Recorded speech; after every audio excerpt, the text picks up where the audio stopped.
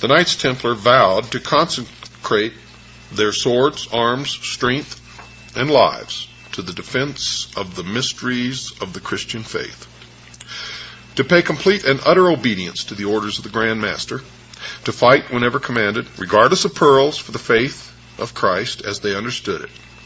Among the vows taken were those which forbade their yielding even a foot of land to the enemy, whoever the enemy was, and not to retreat, even if attacked, in the proportion of 3 to 1.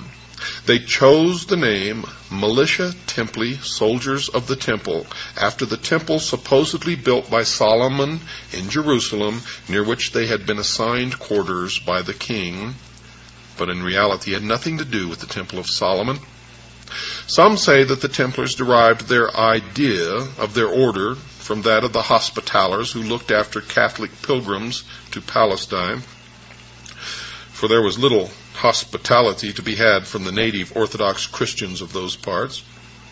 Others hold that there was an even older order from which they received their inspiration.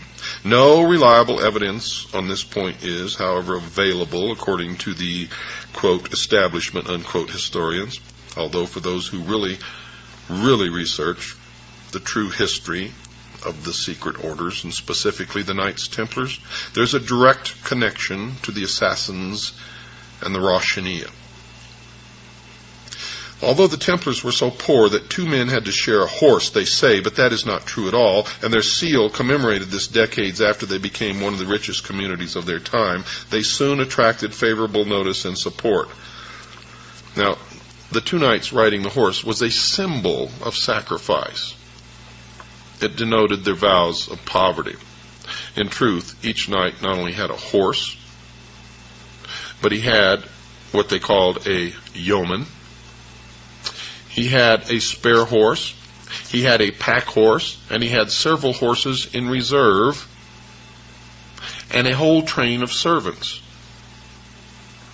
But the Knights Templar were the first true, as we know it, in modern times. In modern times, there were others before, but they're the first true in modern times. By modern, I say, from the time that Europe escaped from the old tribal paganism.